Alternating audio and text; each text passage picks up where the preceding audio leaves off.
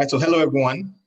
Welcome to our very first episode of our podcast, SANI. It's a science podcast meant to celebrate our African scientists as we discuss their work. We are glad you have joined us as we celebrate and learn together. My name is Salasi, and I will be your host together with yours truly, Alex.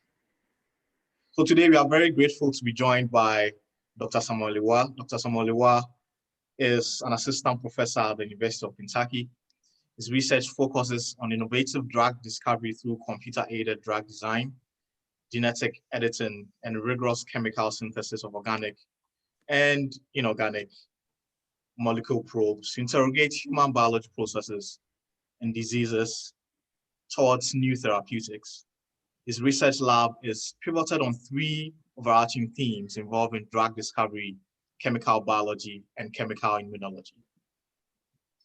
So this evening, we are very grateful that Dr. Awuah has taken the time off to join us even as we begin our chat for our very first episode. So thank you very much, Dr. Awuah, and we are very glad that you've taken the time off to join us tonight. Yeah, thank you very much, Dr. Alex and Salasi, for giving me the opportunity to be your maiden speaker, I guess, for this very innovative podcast series. So I'm glad to be here. Glad you could join us. So we want to begin our conversation first off. We just want to have a time of personal background, going back to how it all started, how you got into science, really bringing that African connection. How did it all start, getting to where you are now as an assistant professor in the University of Kentucky? That's a pretty loaded question, I think. So actually, when I was young, I had dreams of becoming either a detective or a pilot. I don't know, maybe I was watching a lot of CSI short videos, but then I had so much interest in trying to find things out, adventurous I was growing up. And that could tell among all my siblings. Actually, I was very adventurous, and I think my mom could attest to that. And then I realized that there isn't a real clear educational pathway to become a detective in Ghana, where I grew up. And then I also realized later that becoming a pilot wasn't a joke. In Africa, you may have to have some connection to travel abroad, things like that. So even though those were wonderful dreams that I had, but I saw that it was maybe a mirage. I may be chasing after a mirage. So as I enrolled in school, my mother did a pretty good job growing up as Catholics, and we went to Catholic school. We were very, brought up in that Catholic tradition and so forth. So that shaped my upbringing for a while and throughout my life, even right now. Mm-hmm. But the good thing about school life was, even though we lived in an area that wasn't very noted for scholarly work and examples of accomplished people, there was one thing that stood out, that we went to a private Catholic school and all the people around us went to public schools, and we knew that public schools weren't that great, Mm-hmm. And so that distinction was very clear right at the onset. And so it made us, that's myself and my siblings, strive to achieve more, because when we went to school, the kind of people we interacted with were a little bit different when we came home in terms of status and how English is even spoken and things like that. So that was a good thing. So that sacrifice, I credit that to my mom's tireless effort and sacrifices over the years to send us to good schools. And so making it into high school, I think arguably going to the best secondary school in Ghana. I think that's for debate at a later time. Still Back arguable, then, yes. so, or the only secondary school in Ghana. It was a very defining moment for me, because the one subject that I did so well in was chemistry. And I mean, the grades will come out, and we used to post the grades after every semester or after every year, and it's chemistry. That was my my strength. And so I realized that maybe there's something that was great about chemistry that I need to pursue more. I just fell in love with the subject. The teacher was great, Mr. Awuah, and it could tell in my grades. And so when I was applying into the university, I knew I didn't really want to do medicine or pharmacy or things like those. Were the things that the subjects or the professional career paths that people would easily jump on if you come out from the sciences in the high school. But I wasn't really into that.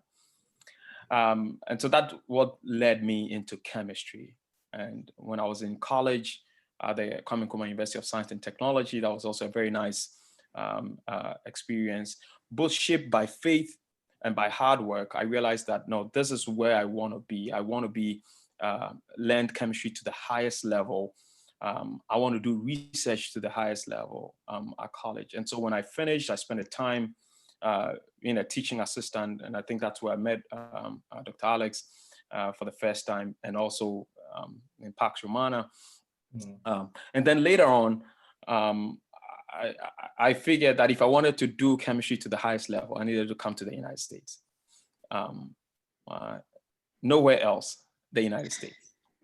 And so I did a bunch of applications, hoping that I could get in with a scholarship in the United States. And thankfully I did. And so I started off at South Dakota State University in the cold. And then my boss, that's my PhD mentor, Dr. Young J. Yu, he's currently at Sunny Buffalo. He's a distinguished professor there now. So he got a job. He moved to Oklahoma University of Oklahoma in Norman. And so that gave us the opportunity to move all the way to the University of Oklahoma. And that's where I finished my PhD. And then when I finished my PhD, I had an opportunity to go to MIT to do the postdoc doctoral fellowship. And I think that was the place that really shaped me to be a true scientist, if I can say. There's a lot of enthusiasm, a lot of energy scientifically. The stimulation for high-level science was great. And I was privileged to be mentored by a very outstanding scientist, Professor Stephen Leppard. And that's where it all began with my career before I got recruited at the University of Kentucky. That's awesome. That's awesome. So I had a quick question, a follow-up question. So, back home in Ghana, a lot of the times when you want to do like the basic sciences, especially moving from high school to college, a lot of people will try to discourage you because they tell you that you end up being like a teacher. And so if you want to do mathematics or biology or chemistry, they just say that, well, if you do that, then you have no option but to then become just like a basic school, like a teacher teaching one of these basic sciences. Did you ever come across anyone discouraging you from doing chemistry? And looking back, do you think that could have prevented you from following, like seeing as now that's your dream, that's what has led you to where you are right now?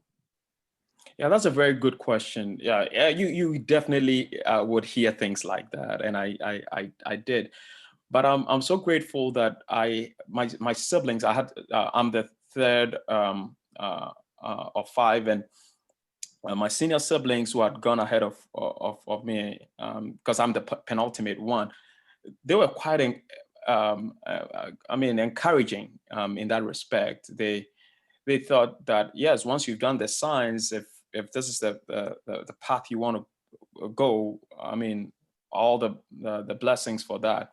And my mom too believed in education. She didn't really, she was not particular about, oh, you got to do medicine at all costs, or you got to do pharmacy at all costs. You know, he was all about education. Get your first degree, and then you can decide what you want to do next. What you want to do, yeah.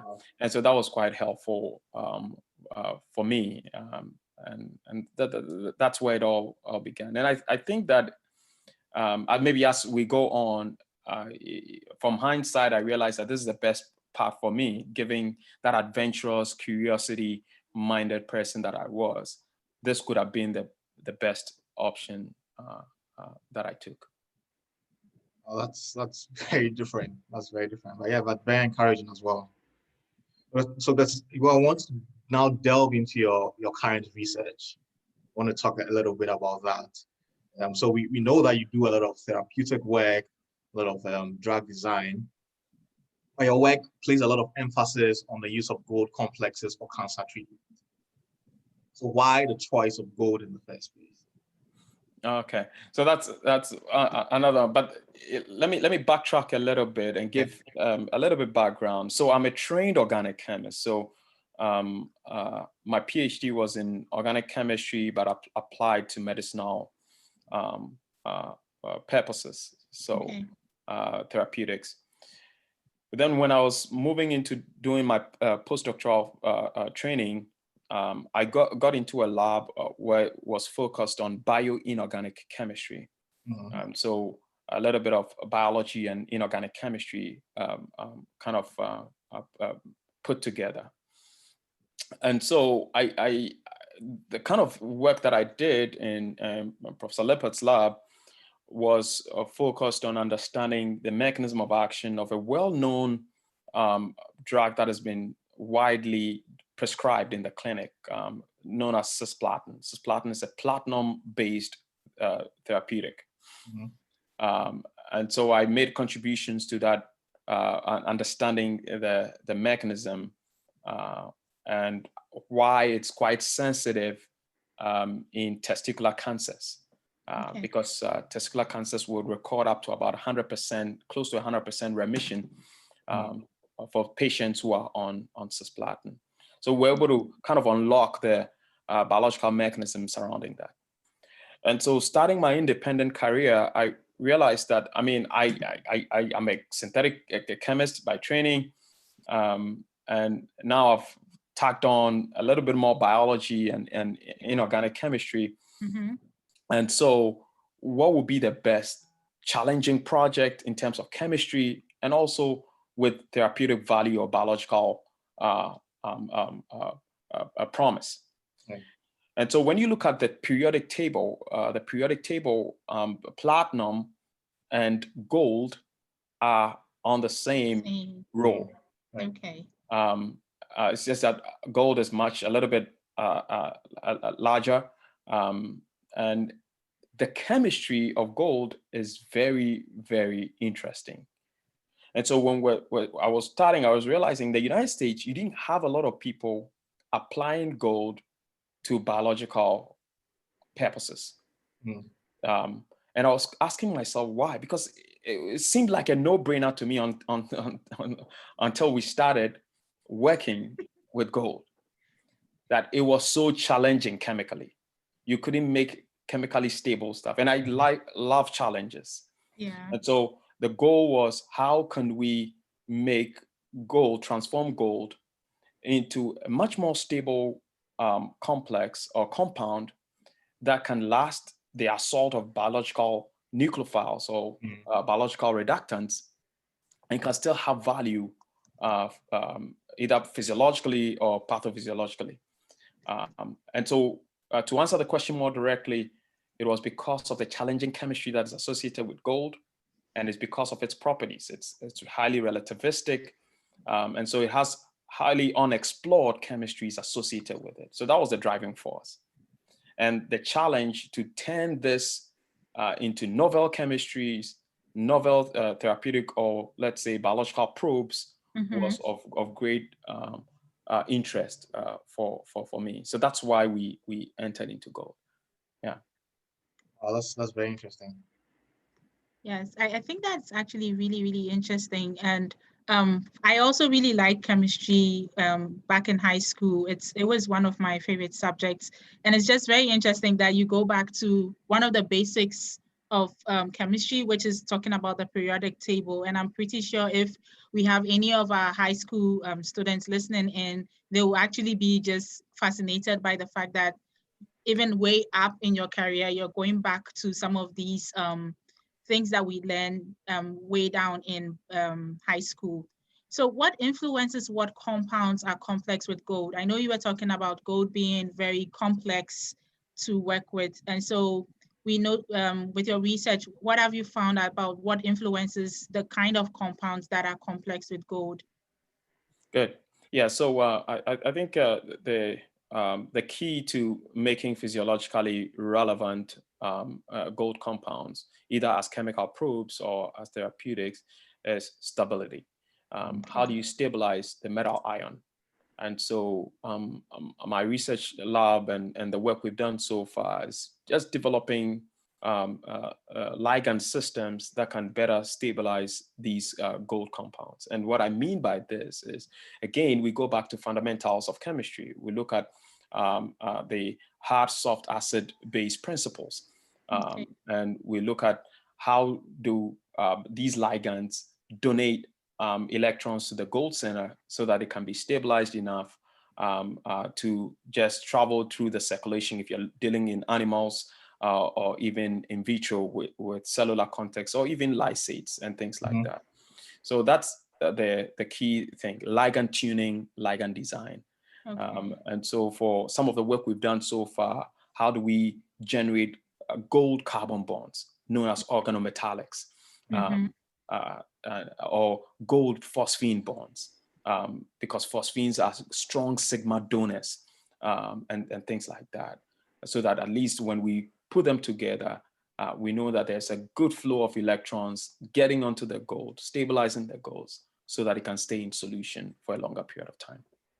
Wow. So we noticed in most of the papers, they were either using carbamates or phosphine to stabilize the gold particles to carry out whatever function. But apart from complexing the gold and making it stable, those other complexing agents have added functionality to it. So does it add a benefit in terms of functionality for the drug itself or carrying out whatever therapeutic effect it has?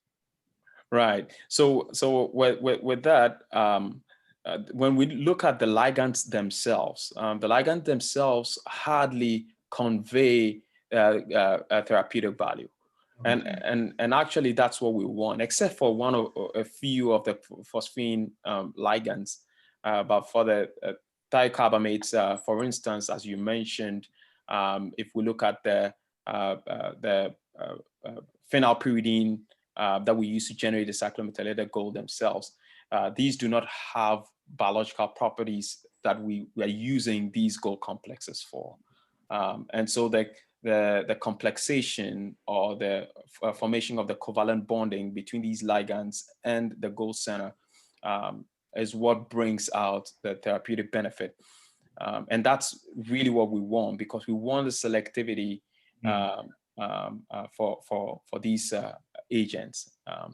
So far, we can say that for sure, we do not see the therapeutic value of the ligands themselves. But when they come together with the gold, because of the unique properties of the gold, and we can talk about that as well. So are there any other potential transition metals or metalloids that can serve a similar purpose to gold? And are you exploring any of these? Yeah, so they are. I mean, the chemistry of gold is a little bit similar to platinum. The difference with platinum is that platinum can form added coordination sites. You know, it has other coordination sites, because if you oxidize platinum to platinum 4, platinum 2 to platinum 4, you get 6 coordination sites. Gold hardly has that. These days, I think we found that we can kind of modify the geometry of gold to get an added coordination site. it's still a contentious issue within the field right now. Okay. And maybe at a later time when we have proven it with our publication, then we can discuss that. But the thing about other metals is that, yes, there are other metals that are a little bit akin to gold. So for instance, if you look at the period of gold, like silver, which comes and also mercury, but remember, mercury is pretty toxic, so nobody wants to use mercury for anything therapeutic. And then silver too, the problem with silver is that silver hardly forms a lot more coordination sites. So you lack a lot of variability with the ligand choices and the ligand systems that can stabilize the gold center. So that's why it makes gold like a sweet spot for this. And maybe let me ask Selassie that, you see, gold has been used since 5000 BC in the context of medicine. You know, when you right from Egypt, in China, in the Mediterranean, through to the 1700s when it entered the British pharmacopoeia, and also later when it entered the US pharmacopoeia for the treatment of tuberculosis and syphilis and so forth. So it's been around for a long, long time. Wow. Long time. And there's actually an FDA approved drug, Uranofin, which was approved in the 80s, 83 or 84 for rheumatoid arthritis. And it's still an FDA approved drug, which has gold in it. Okay. That's actually very, very interesting, talking about the fact that gold has been being used in medicine for such a long time. Sometimes you go back and then you realize that some of the things that we are studying right now, our forefathers or those in the past, actually, without as much knowledge as we have right now, were investigating some of these things. And it just tells you how much we are connected in so many ways. So you, in your submission earlier, you talked a lot about coordination sites. So for the sake of our listeners out there who don't really know so much chemistry, can you just explain what these coordination sites are, and why that's, because you talked about how that's the difference between platinum and gold. And so I feel like it's a very important aspect of what you're working with. Very good. Yeah, so when we talk about coordination sites of any metal, so usually when we mine these metals, the country that we come from, Ghana, was formerly known as the Gold Coast. So, and up to today, we mine gold almost everywhere in the country, from the north to the south, there's gold. So when we mine it, it's in an oxidation state that is like zero oxidation state. Okay. And so we could, so the bands that we wear, the jewelry that we put on are all gold in the zero oxidation state. And so what you can do is we can oxidize that elemental gold. And so that is moving it from the zero oxidation state to, let's say, +1 oxidation state. So gold exists in these common oxidation states: 0, +1, +2, +3. And rarely +5. And so, but the gold 1 and gold 3 are the most stable that we use. Okay. And so the oxidation from 0 to 1 would require that it has to have ligands bound to it. Okay. And gold 1 can only accommodate 2 ligand sites commonly. But we have developed some more, which has like 4 sites, but still a gold 1. And then you have the gold 3, which commonly exists with 4 linkages connected to the gold center. So it's a linkage to a ligand that we call the coordination sites. Oh, that's very interesting. So Dr. Sam, you mentioned the already commercialized drug. I believe you said was Anuran, if I'm not mistaken. Yeah, Uranofin. Yeah. Uranofin. So do you have any commercialized therapeutics in the market, or are there some soon to be commercialized? That's an interesting question. We don't have one yet that is commercialized from our lab. Okay. However, we have a couple of patents that have been that is pending right now. We've filed a couple of patents, about 5 patents on different structural scaffolds and their utility in different diseases. So in cancer, in IBD, that's inflammatory bowel disease, like Crohn's disease or colitis. We have one against antifungal, as an antifungal agent. Okay. And I think last week or so, we filed one which was really focusing on cancer, but more to do with probing the mitochondria structure integrity. So it could be used as a probe or a therapeutic moving forward. Yeah. We need. That's very interesting. Let's say in a 2 or 3, maybe 4 years time, there should be something on the market. Yep. You cautiously become optimistic about these because there are so many loops and so many things that you have to overcome. But my goal, and as I tell my PhD students and everybody, that the goal is that at least we can get one of our agents into humans, for the treatment of a disease. That's the driving force. That's the motivation for the work that we do. We hope that we can turn some of the findings into real life solutions. Yeah, that would be really awesome. And so building off of that, how do you see the future of cancer treatment drugs and therapies? Yeah, so I think that it's never going to go away when it comes to chemotherapy. So there's so many very innovative strategies that have come up, things like immunotherapy. Gene therapy was active about 10 years ago. But chemotherapy will always be there. Yeah. The reason why chemotherapy is important is that, it's a small molecule. The clearance is pretty effective. There's a tendency that you can minimize or control the side effects in a way. And so if you have something that can engage with your target, your biological target briefly and bounce off, you want that better than having a biologic, which is huge, humongous, that causes a lot of havoc, like some of the monoclonal antibodies. It's a good therapy, there's no question about that. But I think chemotherapy will always have that broad brush across pathophysiologies. Yeah. That's still very great research and lots of impact. So taking the conversation back home, so what is the state of the cancer research in Africa now? And do you foresee any growth opportunities? Yeah, so it's something that I've been thinking about a lot.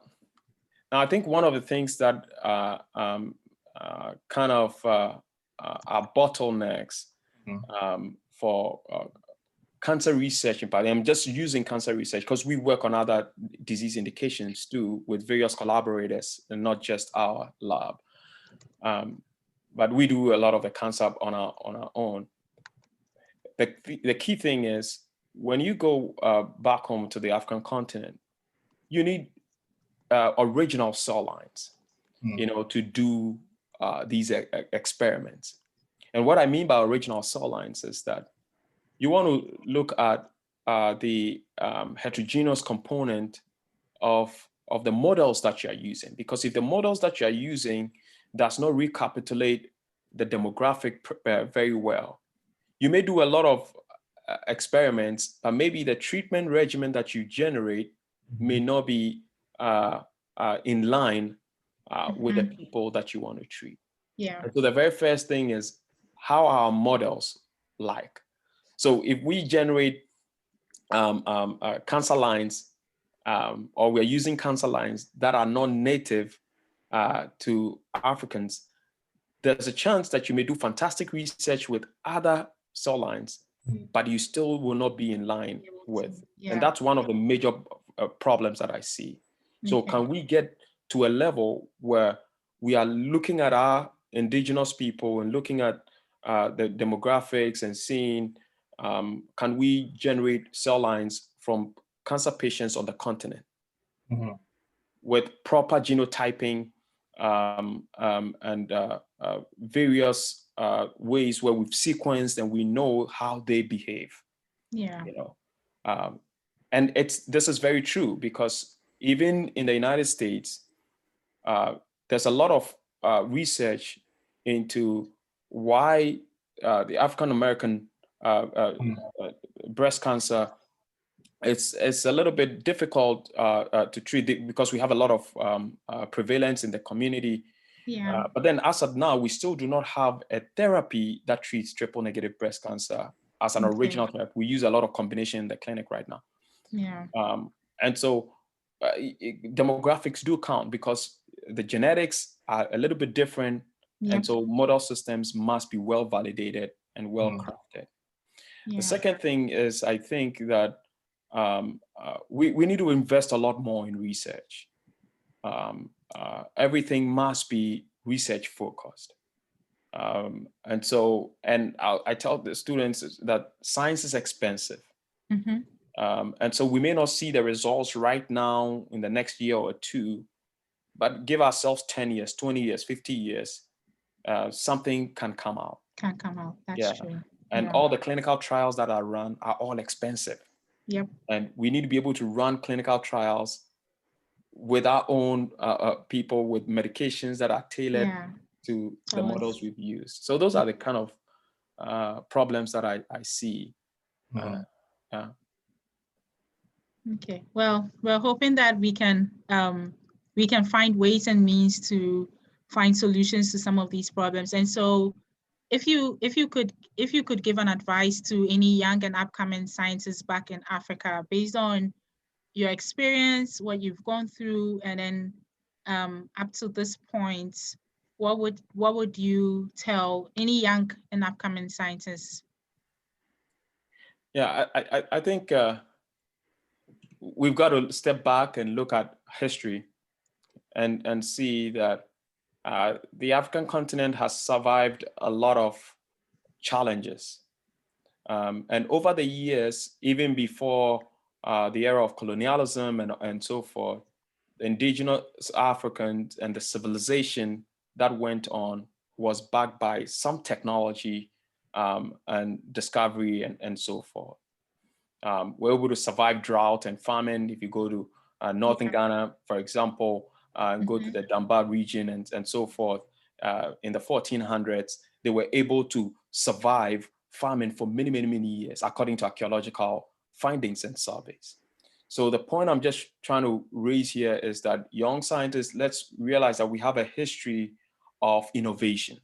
We have a history that it is possible. We can face troubles and challenges, but that doesn't define us. We have to step above that. That's number one. So look back and see some of the wonderful discoveries that we ourselves have made. I mean, look at even in Ghana, Kente and the technology surrounding it. I mean, this is unbelievable. And no other place have we been able to replicate that system or even automate it as at now throughout the world.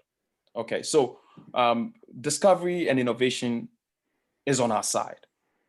The second thing is that I think we've got to be hungry.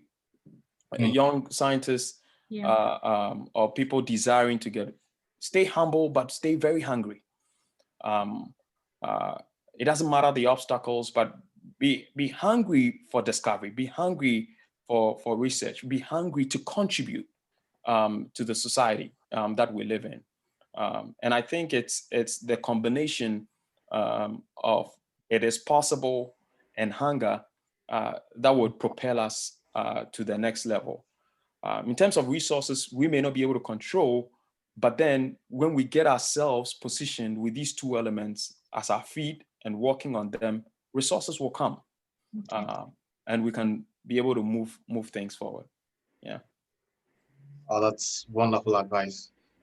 With those two words, hunger and possibility, we'd like to bring our session tonight, the first episode of Sani, to an end.